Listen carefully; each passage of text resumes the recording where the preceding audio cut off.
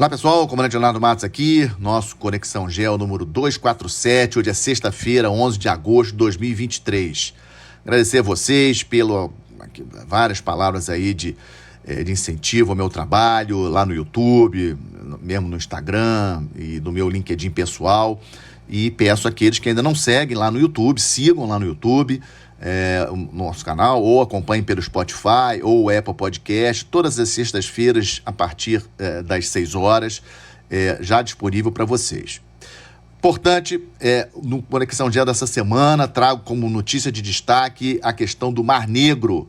Mar Negro cada vez mais importante nesse conflito da Ucrânia. Fala-se muito dos drones aéreos, né? Essa semana novamente tivemos aí drones aéreos ucranianos entrando no território da Rússia e também o contrário, drones sendo lançados pela Rússia contra cidades ucranianas, mas essa semana tivemos 2 ataques de drones marítimos muito interessantes. Na sexta-feira da semana passada, um drone marítimo atingiu um navio de guerra russo nas proximidades do importantíssimo porto de Novorossiysk. O porto de Novorossiysk é o segundo porto mais importante da Rússia no Mar Negro. O mais importante é o porto de Sevastopol, na Crimeia, do ponto de vista militar. Do ponto de vista econômico, Novorossiysk é o porto mais importante. Só para vocês terem uma ideia, por lá escoa aí parte da produção de petróleo da Rússia, que sai por petróleo e também derivados de petróleo, que sai por navios. Também grãos são exportados pelo porto de Novorossiysk. E esse navio de guerra russo estava navegando próximo ao porto de Novorossiysk quando foi atingido por um drone marítimo. Lembrando a vocês que um drone marítimo é um veículo não tripulado, que é controlado à distância, e obviamente esse drone não saiu lá do porto, de um porto ucraniano, e chegou até Novorossiysk. Ele foi levado, com certeza, por um outro navio de maior porte, camuflado, talvez um navio camuflado como navio mercante ou um barco pesqueiro de grande porte, que lançou esse drone, e esse drone kamikaze atingiu, com explosivos, atingiu o navio de guerra russo. O navio não afundou, mas temos imagens na internet, já rodaram a internet essa semana, mostrando o navio bastante avariado, sendo rebocado para o porto de Novorossiysk. E logo no dia seguinte, no sábado, um navio-tanque russo, nas proximidades do Estreito de Kerch, naquele estreito que separa a Crimeia do continente russo, onde tem aquela ponte importante, o navio ia entrar no Mar de Azov quando foi atingido também por um outro drone marítimo. Não afundou, nós não temos detalhe do grau de avaria nesse navio russo, mas, sem sombra de dúvidas, faz aí a Rússia ficar ainda mais preocupada com as suas medidas contra esses drones marítimos ucranianos, que traz aí uma novidade para esse conflito. Vamos seguir acompanhando essa parte. Também em relação ao conflito na Ucrânia, no último final de semana, sábado e domingo, aconteceu aquela conferência em Jeddah, na Arábia Saudita, importante para tentar discutir aí a paz na Ucrânia, presença aí de representantes de 42 países, inclusive representantes do Brasil, da Índia e da China. Representante da China, bastante importante a presença da China nessa reunião, e não tinha nenhum representante da Rússia. A impressão que dá é que eles estavam ali para discutir com a Ucrânia, efetivamente, a possibilidade da Ucrânia ceder território, ou seja, aceitar fazer a paz cedendo parte do território. Muito difícil disso acontecer, acho muito difícil o Zelensky nesse momento aceitar isso, mas a contraofensiva ucraniana está indo muito devagar. Não temos grandes avanços na parte terrestre em termos de ofensiva ucraniana, e essa reunião em Jeddah nesse último final de semana me pareceu ser um pouco nessa direção.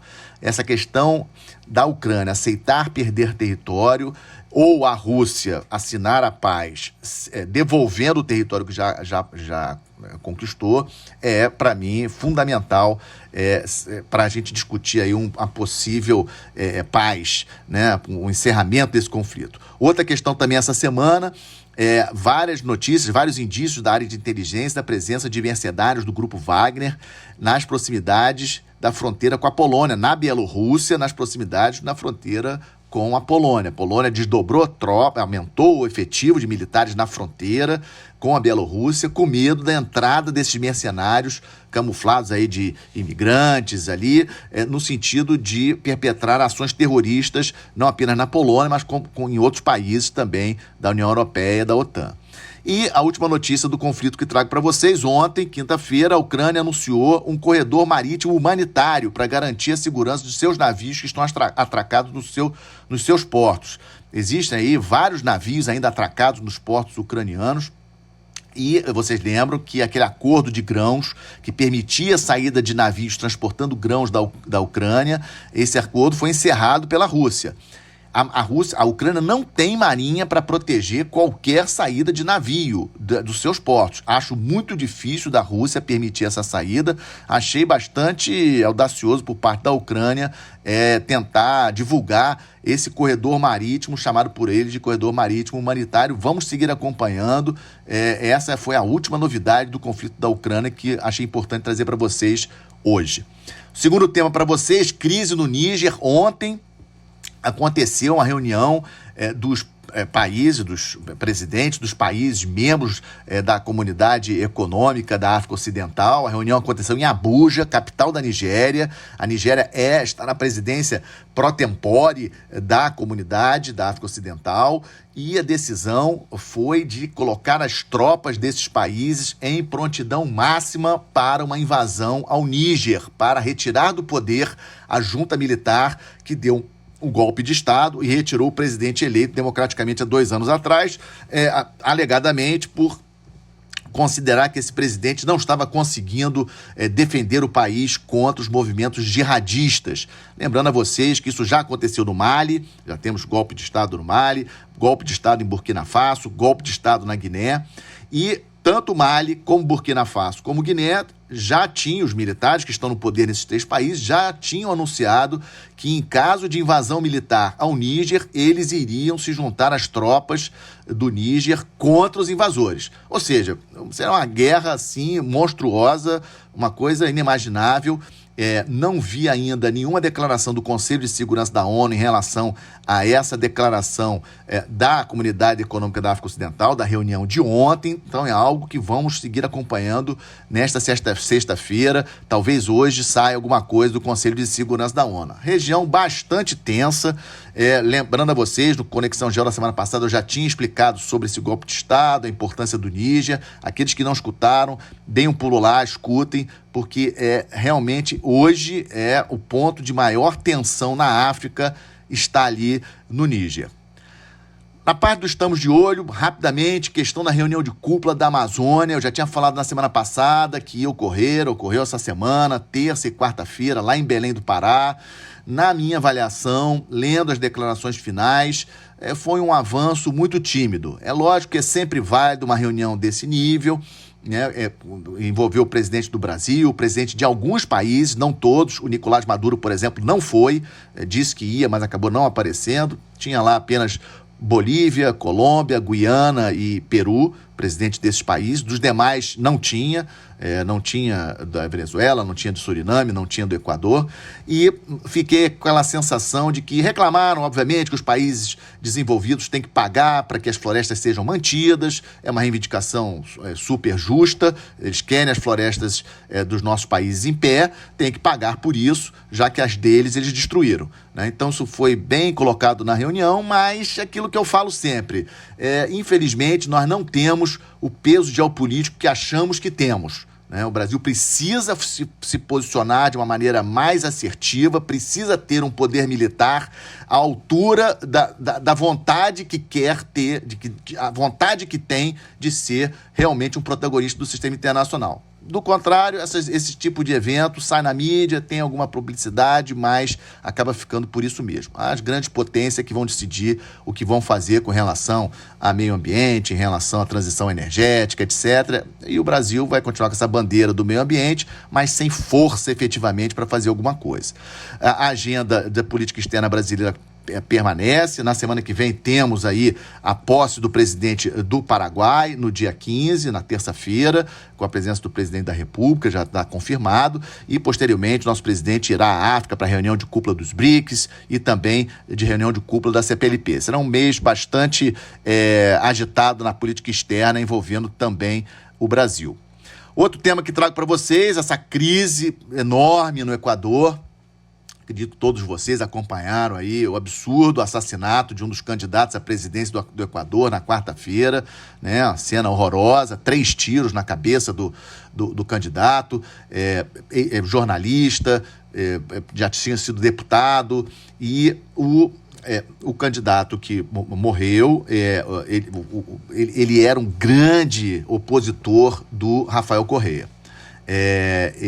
O ex-presidente Rafael Correa. O ex-presidente Rafael Correa está exilado na Bélgica há bastante tempo, e a sua candidata é a favorita para vencer as eleições. Então, o Fernando Villavicencio, que foi o candidato que foi assassinado na quarta-feira, ele era o candidato, digamos assim, que mais incomodava a candidata do ex-presidente Rafael Correa. E vários jornais, a mídia internacional, muitos falando de possível ligação, até porque os envolvidos no assassinato, tem 8 pessoas presas no Equador, acusadas de estarem envolvidas nesse assassinato, e a informação que temos de ontem é que são colombianos. E aí, obviamente, isso aí agravou ainda mais e virou toda aí os olhos para um possível envolvimento do narcotráfico da Colômbia com o assassinato do Fernando Villavicencio. O Fernando Villavicencio sempre se opondo, muito crítico à questão de narcotráfico, corrupção no governo, etc. Como jornalista, falava muito sobre isso. E, como eu falei para vocês, vários veículos de mídia falando da possibilidade da morte dele ter sido perpetrada por ordem do narcotráfico colombiano e com possível envolvimento com o filho do presidente colombiano, Gustavo Petro. O filho do presidente Gustavo Petro está preso, envolvido também com escândalo de receber dinheiro do narcotráfico colombiano para ajudar na campanha do pai. Até o momento, nenhum indício de que o presidente Gustavo Petro da Colômbia tenha algum envolvimento com isso, mas é uma situação, obviamente, muito tensa ter o filho do presidente do país preso por uma acusação nesse sentido. Então, essa questão do Equador ainda segue, obviamente, as investigações. O presidente Guilherme Lasso, 3 dias de luto no país, manteve as eleições para as eleições gerais, vão acontecer agora, no dia 20 de agosto, e fica aqui a pergunta de quem está realmente por trás desse assassinato. Inclusive, parece ter um grupo do FBI que está chegando ao Equador ainda hoje para ajudar a polícia equatoriana a investigar. Situação muito tensa no país, foi tocado 60 dias aí de regime de exceção para garantir aí a tranquilidade nas eleições, e tudo indica que as eleições terão segundo turno marcado para 15 de outubro. Primeiro turno agora 20 de agosto, segundo turno 15 de outubro, para definir quem será o próximo presidente do Equador. E aqui na região também, nesse final de semana, domingo, as primárias na Argentina, que vão definir os candidatos às eleições presidenciais que vão acontecer em outubro, 22 de outubro, primeiro turno na Argentina, segundo turno 19 de novembro. Os candidatos aí com mais chance de vencer pela situação, pelo governo atual, o ministro da Economia, o Sérgio Massa, e pela oposição, a Patrícia Bullrich e o Horácio Larreta. São os candidatos aí que no momento aparecem melhor. A situação na Argentina, a economia argentina segue bastante complicada, o dólar paralelo quase a 600 pesos, 118% aí de inflação anual, ou seja, vamos seguir acompanhando. Outro tema que trago para vocês, a chegada de 3 mil fuzileiros navais dos Estados Unidos ao Golfo Pérsico. Eu já tinha comentado com vocês no Conexão Geo 245 sobre esse aumento da presença norte-americana na região. A intenção é que esses fuzileiros navais embarquem nos navios-tanques que transitam ali. 20% de todo o petróleo transportado pelo oceano, por navios, passa pelo Estreito de Hormuz, e a gente tem acompanhado aí os casos de vários navios-tanques sendo aí arrestados pela Guarda Revolucionária Iraniana, e a decisão dos Estados Unidos é de ocupar esses navios-tanque com fuzileiros navais. Isso ainda não está muito claro como vai acontecer, isso ainda não começou, mas os fuzileiros navais, como eu já falei, esses 3 mil fuzileiros navais já chegaram na região. E, ao mesmo tempo, Também temos informação de negociações de bastidores entre Arábia Saudita e Israel, coordenadas pelo governo do presidente Biden para estabelecer as relações diplomáticas entre os dois países. A Arábia Saudita não reconhece o Estado de Israel e, se o governo dos Estados Unidos conseguir isso, será realmente uma grande vitória diplomática do presidente Biden. Lembrando a vocês que a China conseguiu reatar as relações diplomáticas entre a Arábia Saudita e Irã, uma grande vitória diplomática da China na região. Os Estados Unidos, tentando reagir a isso, está tentando costurar digamos assim, a Arábia Saudita aceitar, reconhecer a existência do Estado de Israel, que vai ser algo assim histórico, sem sombra de dúvidas. Também falando em China, né, como comentei agora, muita preocupação com a economia chinesa. A economia chinesa teve aí uma queda de 0,3% na comparação anual em julho, nos índices de preço ao consumidor. E as exportações chinesas também caíram muito, né? Para vocês terem uma ideia, 14,5% a menos na comparação com o mesmo período, com o mesmo julho do ano passado. E nesses primeiros 7 meses do ano, as exportações chinesas caíram 5%.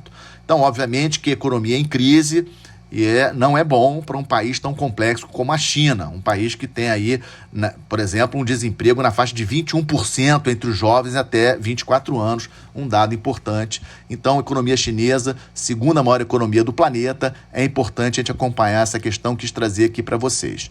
Outro item também que estamos de olho, a Índia se aproximando de ser o 4º país a pousar uma espaçonave na Lua. Eu já tinha falado sobre isso, a espaçonave está já na órbita da Lua e a previsão de pouso da espaçonave da Índia na Lua é no dia 16 de agosto, quarta-feira da semana que vem. Então estamos de olho nessa missão histórica para a Índia, que eu tenho sempre falado aqui nas minhas palestras, minhas aulas, a importância crescente da Índia no sistema internacional.